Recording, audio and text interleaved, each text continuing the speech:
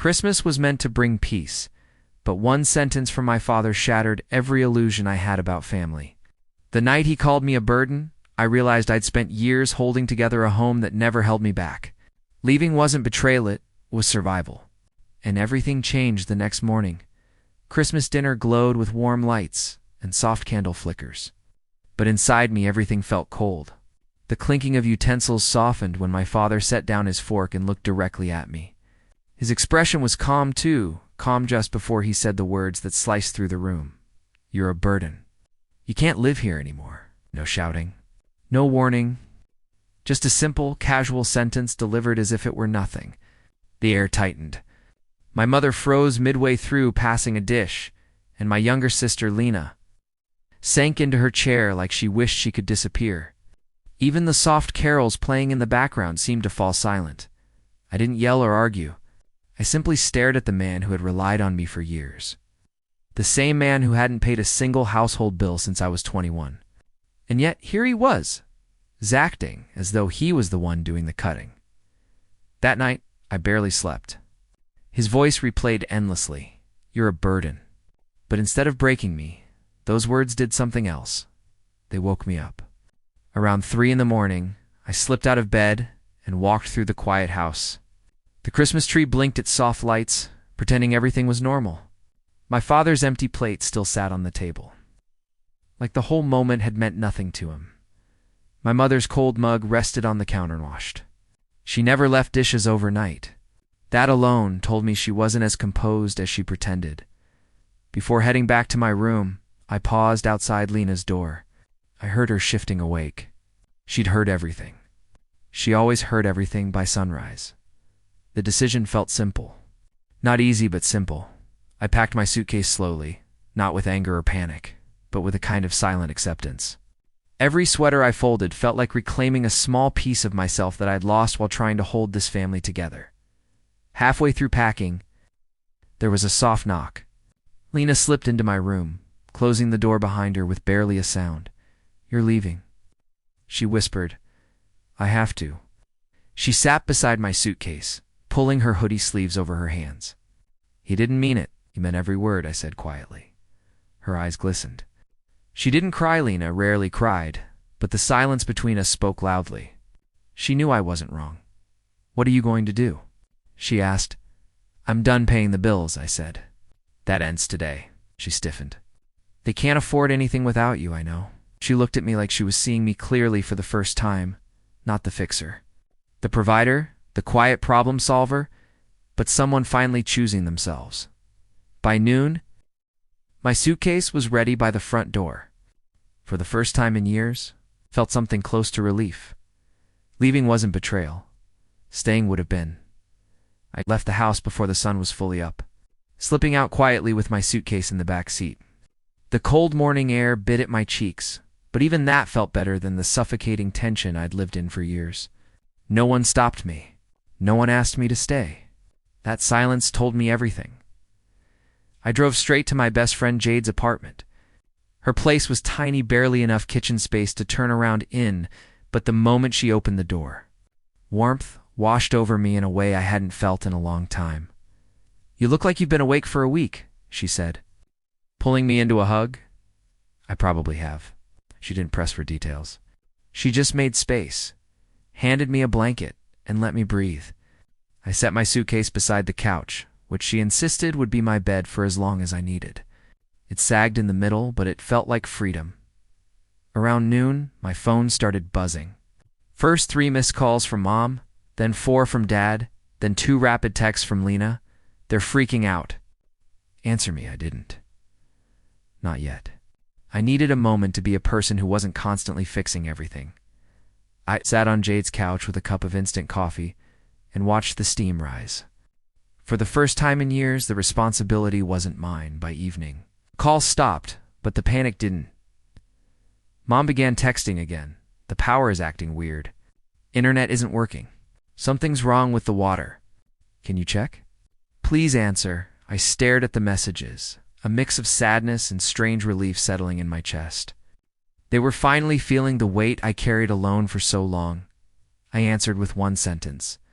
"I stopped paying the bills." I told you I was leaving. The typing bubbles popped up instantly, disappeared, returned. Finally, why would you do that? Before I could respond, a message from Lena arrived. Dad's losing it. He said, "This is your fault." He says, "You're trying to punish them?" Punish? I almost laughed at the irony. I hadn't done anything to them. I'd simply stopped doing everything for them. That night, I logged into my accounts. One by one, I removed my name and payment info from every utility, electricity, water, internet, all. The things I'd been quietly footing for years. When I clicked confirm, it felt like closing the final door that had kept me trapped. The next morning, I woke to a different alert, one that sent a sharp jolt through me. Suspicious login. Attempt detected. My heart hammered as I opened the app. 3 failed login attempts. 1 attempted password reset. I didn't need a guess. My father didn't just want control of the house. He wanted control of me even after I left. Jade noticed the look on my face as I walked into the kitchen. What happened? He tried to get into my bank account. Her eyes widened. Zoe, he's desperate. I nodded. And desperate people can be dangerous. I thought the situation couldn't get worse until someone pounded on Jade's front door so hard the walls shook. And I already knew exactly who it was. After discovering the attempted access to my bank account, I changed every password I had. Banking, email, everything. I even called the bank and asked them to place extra verification on my profile. By the time I finished, my hands were shaking, not from fear, but from clarity. I knew my father wouldn't stop easily. Around 7 p.m., Jade and I sat on her small couch, half watching an old sitcom neither of us cared about. The room was dim except for the glow of the TV. For the first time that day, I felt myself beginning to unwind. Then someone pounded on the door. Not a knock, a hit. A blow so loud the entire frame vibrated. Jade muted the TV instantly. "Zoe," she whispered.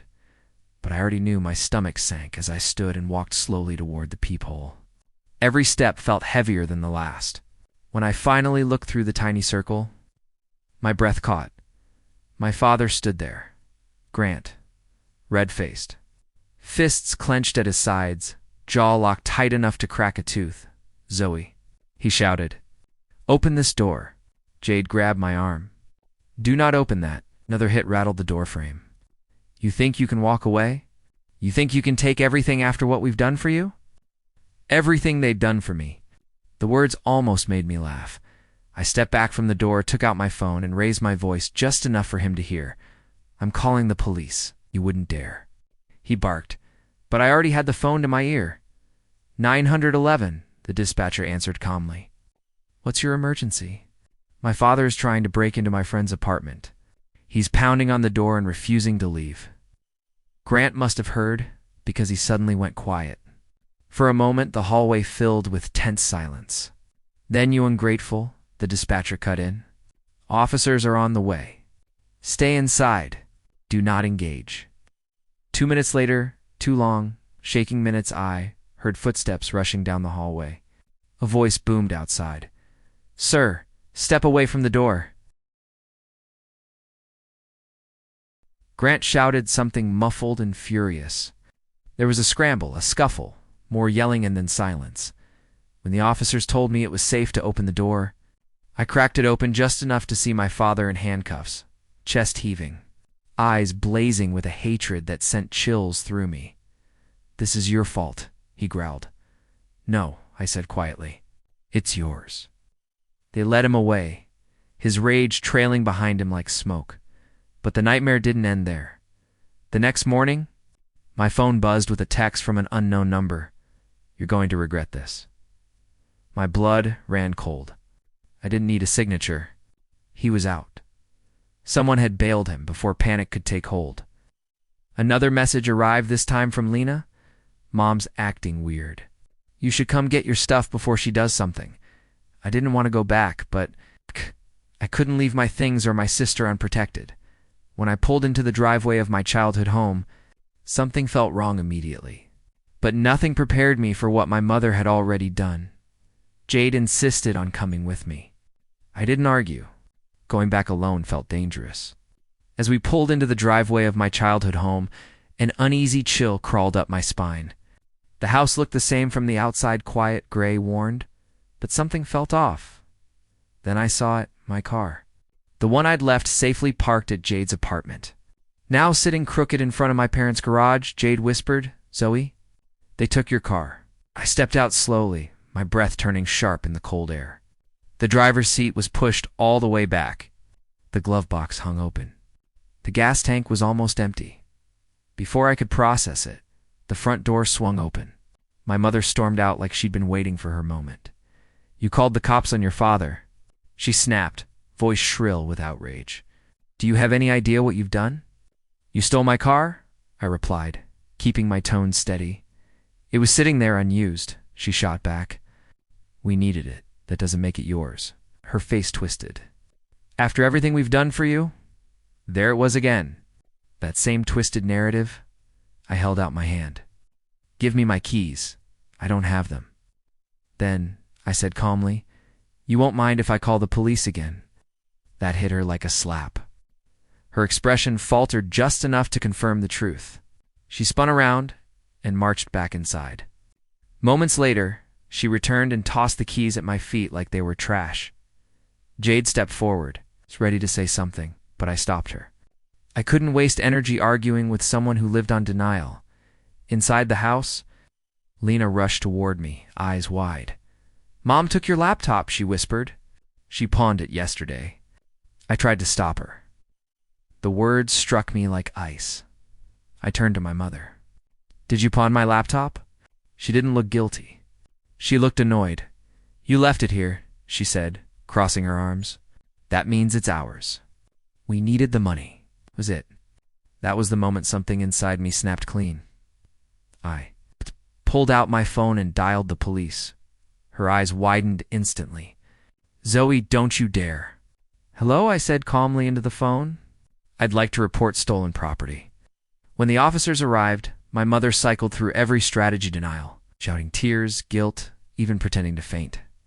None of it worked this time. Lena stood beside me, voice quiet but clear, confirming everything. They handcuffed my mother in the front yard.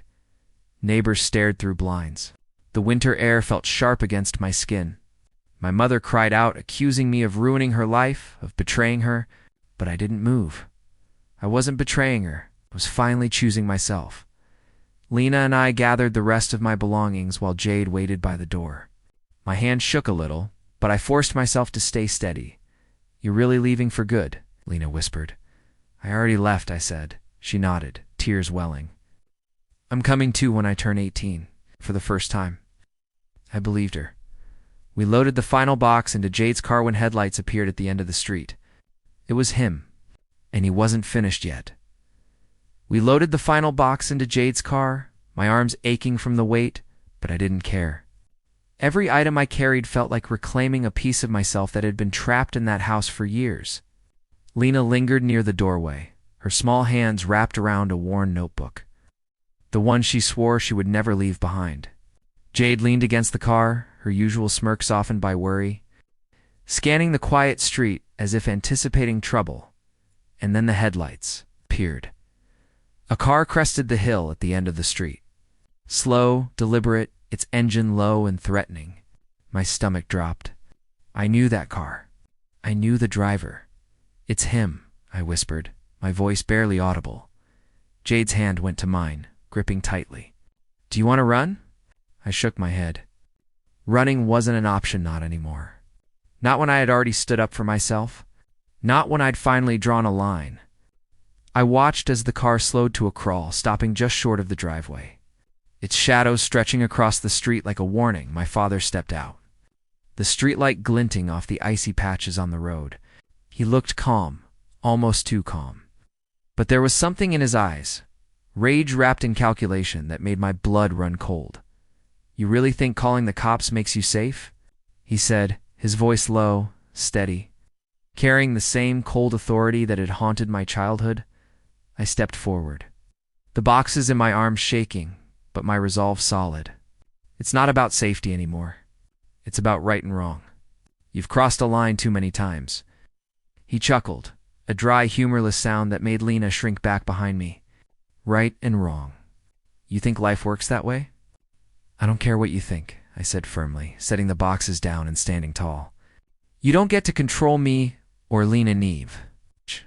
The tension stretched thin between us, the winter wind carrying the sound of his boots crunching against the frost. Jade stepped beside me, protective, daring him to make a move. I realized, for the first time in my life, I wasn't alone. My father's lips pressed into a thin line, and then after a long pause, he exhaled slowly, turning back to his car. This isn't over, he muttered, but he didn't advance. I didn't watch him drive away. Instead, I turned to Lena, to Jade, to the box-filled car that symbolized our freedom. For the first time, the weight I'd carried for years, the fear, the anger, the helplessness, began to lift. You okay? Jade asked softly, eyes scanning my face. I nodded, a small, bitter smile tugging at my lips. Yeah, more than okay. I'm free. Lena hugged me tight, whispering, We're really doing this. Leaving for good? And I finally believed her.